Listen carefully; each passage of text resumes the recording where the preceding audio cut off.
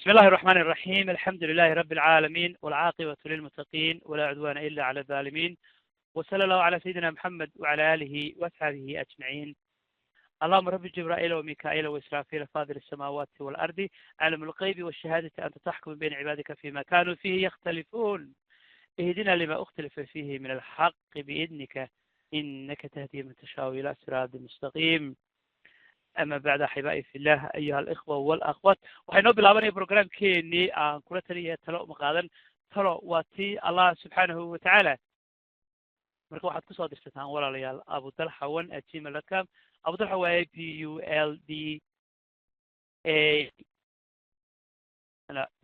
APUDALX like X-ray weeyaan alpha number 1@gmail.com.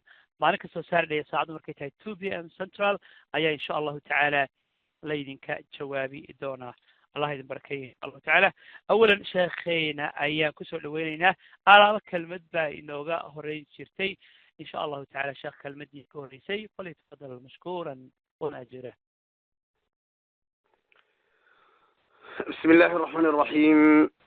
الحمد لله رب العالمين، وأصلي وأسلم على رسوله وحبيبه ومصطفاه وعلى آله وصحابته أجمعين. ما بعد، أحبائي في الله، الله تبارك وتعالى أيان علينا مهد ضمانتت ثم ولا لها مرول اسكو كوهولن iskuna dubarida mawduucan ila tali waan kula talina talama qaadan ayaan mahad u celinaynaa. walaalayaal, caawa kelimada aan doonayo inaan kelimada aan ila talida ka horreysiiyo waa munaasabadan hadda aanu ku jirray aadka u qaaliga ah ee aadka u qiimaha badan, qof kasta oo muslimana qalbigiisa taabanaysa.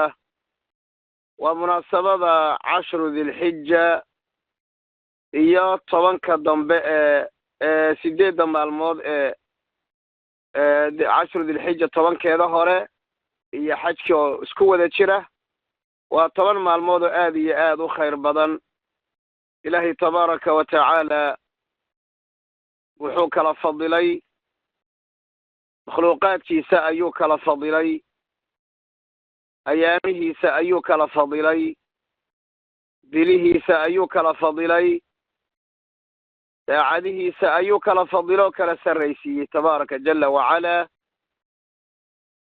allah tabaaraka wa tacaala ina ciddata ashuhuuri cinda allahi 12 shahran fi kitaab illah yowma khalaqa asamaawaati waalarda minha 4 xurum. 4 bilood oo 3 isku xigaan ayuu ilaahay bilihii ka fadilay tabaaraka jalla wacalaa. habeenadii buu kala fadilay oo laylatulqadriga ayuu ugu fadli badnaysiiyey. ina anzalnaahu fi laylati mubaaraka, ina anzalnaahu fi laylati alqadri. ilaahay qur'aankiisuu ku sheegay axaadiisa rasuulka sala allahu alayh wasalama. sidoo kale maalmihii buu alla kala fadilay tabaaraka wa tacaala waalfajri walayaalin cash. waana 10 dilxija, waa 10ka ugu horeysa ee la rajaynayo inay bilaabato 2 habeen kadib ama 1 habeen kadib biidnillaahi tabaaraka wa tacaala.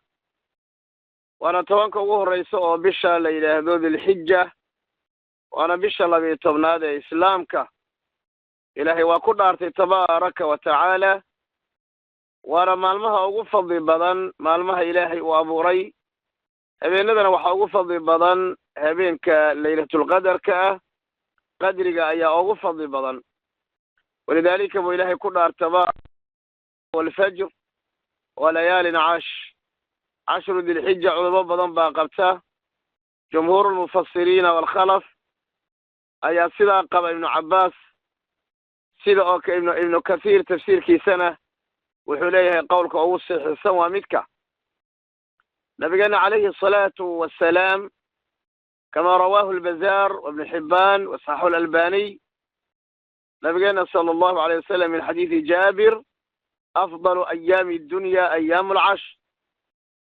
يعني أيامها الدنيا ayaamaha ugu fadliga badani waa tobanka ugu dambaysa ayuu nabigu yidhi sala allahu calayh wasalama xadiidkii bukhaarigana waad garanaysaan ma min ayaamin alcamalu asaalixu fiiha axab ila allahi min hadihi alayaam yacni ayaam alcashr qaluu ya rasuula allah wala aljihaadu fi sabiili illah qala wala aljihaadu fi sabiili illah ila rajulu kharaja binafsihi wamaalihi huma lam yarjic min dalika bishay ayaamahani ayaamo la camal falo ayaamaha ugu fadliga badan weeye oo camal saalixa lala imaado walidaalika ayaa waxay culummadu yidhaahdaan waxay ugu fadli badan yihiin maalmahan ayaga ah waxaa ku dhex jira yawmu carafa yawmu carafana waa akbar waa maalinta xajka weyn wey waa maalinta ilaahay dunuubta dhaafa tabaaraka wa tacaala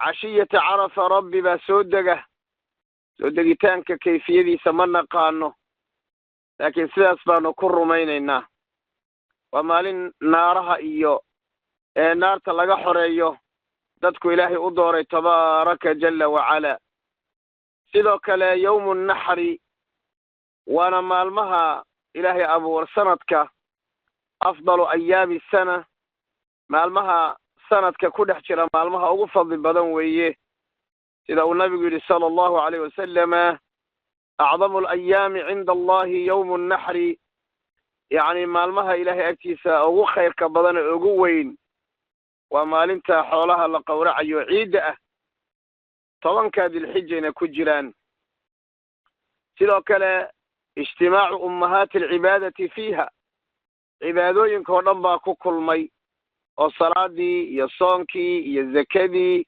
iyo adkaartii oo dhan baa ku kulantay walidaalika ayaa walaalayaal naftayda iyo nufuustiinaba waxaan ugu naseexaynayaa maalmahan khayrka badan inaanu ka faa'iidaysanno kursooyinkaasi laga yaabo inaynana soo marin mar labaad inaan ka faa'iidaysanno biidnillahi tabaaraka wa tacaala sida oo kale tobanka waxaa ku dhex jira xajkii baa ku dhex jira waxaan aad iyo aad ugu tahniyeynayaa tahniyad aad u kulul oo aad iyo aad qalbi jecel ka soo baxaysa dadka muslimiinta ahee sanadkan soo xajinaya ee xaramka ilaahay tegaya tabaaraka waxaana leeyahay xajun mabruur wa sacyun mashkuur ilaahayna waxaan idinka baryaa xajkiina in la aqbalo waxaana idinku filan bishaaro xadiidkii nabiga sala allahu calayh waalihi wasalama alcumratu ila alcumrati kafaaratun lima baynahuma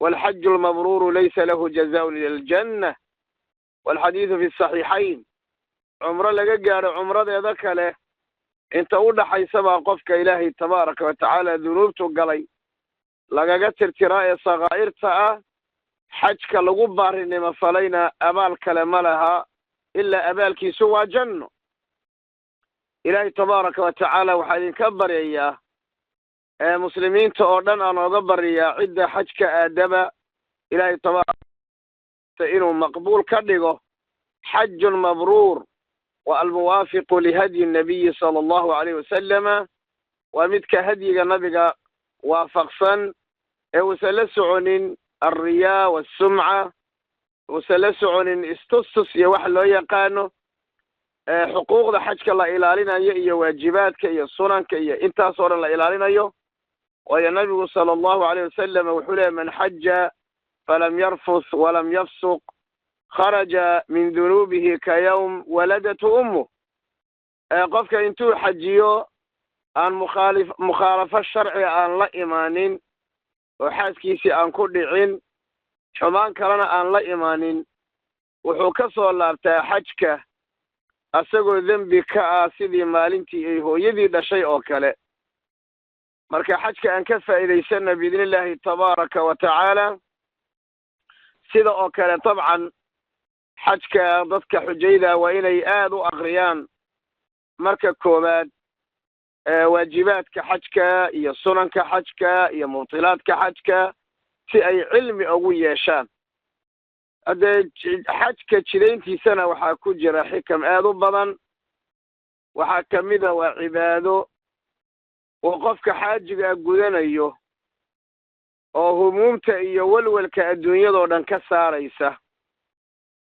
maxaa la dhihi karaa waa tadriib waa tababar qofka la tababarayo. waxaa kaloo la dhihi karaa waa musaawaa hal dhaq baa la qaada eray baa lagu dhawaaqayaa alxaakim walmaxkuum. sidoo kale waxaa la dhihi karaa waa icdaadu zaad tahay baa laga soo qaadanayaa واحتمال المشاق السفر وتغيير الأجواء. سفر أدق قفكو إنو أدل قاطئو أصبر لبريا هودا إيو جوي بدل الشدا إيو حكم هذا قيمة بدن ويسيد أو كلا تعارف مسلمين بدن باصوب برنا يساو أدونك من المشرق إلى المغرب كيميت آيات كسو برنا يساو سيد أو كلا ومتمر هذا وين أو أي مسلمين تو iskugu imaanayaan sidaa daraaddeed dadka xujayda waxaan leenahay ajir weyn baad ilaahay agtiisa ku leedihiine tabaaraka wa tacaala ilaahay baa idiin doortay ee ka faa'iidaysta. wa akhiiran iyo gebagabadii waxaan tacsi aad iyo aad runtii tiiraanyo iyo murugale u dirayaa walaalihii dadkii meesha ku geeriyooday. ilaahaynan uga baryaynaa iyagoo camal saalix ah ku jira ilaahay tabaaraka wa tacaala inuu u doortay inuu nafta ka qaado. نحسبهم كذلك والله حسيبهم. ساسا أرجينا إلهي باس قلوبته وحكو جراء أنك ظاهر كان حكمنا إن علامات كحسن الخاتمة علماء ويت المامان أدلتنا ولا فهمه لكن قفك قلبي سعجز من كرت وحكو جري لما قرنيه معتقد كأهل السنة والجماعة وحاكميده إلى أن الجنة إيا النار من أبلنقا oo aanan ku tilmaamin ilaa wixii nas sharci ah uu ku soo arooray min alqur'aani wassunna.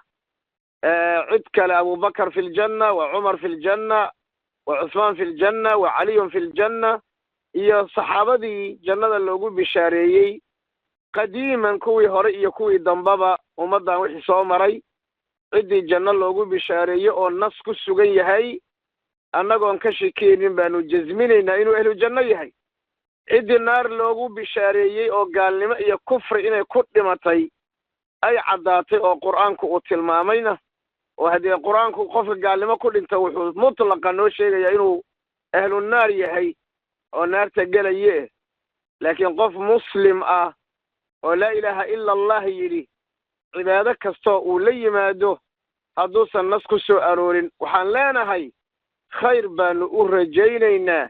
ilaah baana xisaabinaya qalbigiisa waxa ku jirana rabbi baa og tabaaraka jalla wacalaa. marka walaalahana ilaahay ha u naxariisto tabaaraka wa tacaala. geeriduna dee meel walba way taallaa. suura xumada iyo tashwiishka ay reer galbeedku ay ku furayaan xaramka iyo kacbada iyo nabadgelyo ma aha iyo la iskuma hadlayn kari iyo dhismuhu waa khatar iyana waxa weeyaan inamaa yukhawi shaytaanu awliyaa'ah. shaytaanku wuxuu ku cabsi gelinayaa maxaa la yidhahdaa awliyadiisa ayuu soo dirayaa markaasuu dadkii buu cabsi gelinayaa. taasna xajkana loogama joogayo cabsina kuma ay jirto. qofkii margii galana waa uu dhimanayaa meel lagu dhinto meeshii u wanaagsanaydna waa ku geeriyooday. ilaahay baan oga baryaynaa wanaag iyo jannada iyo nafaxaadkii dembi dhaafka ilaahay inuu siiyo tabaaraka wa tacaala. haadaa ayaan kusoo khatimaynaa caawa kelimadeenna inaan isku baraarujinno 10 hore ee dilxija iyo xajka qiimihiisa iyo xikamka ku jira iyo ducaan u ducaynay oo wana tacsiyeynay walaalihii meesha ku geeriyooday. barnaamijka inta ka hadhay waxaan ku soo dhawaynayaa walaalaha noo daadihinaya ku soo dhawaada barakallahu fiikum.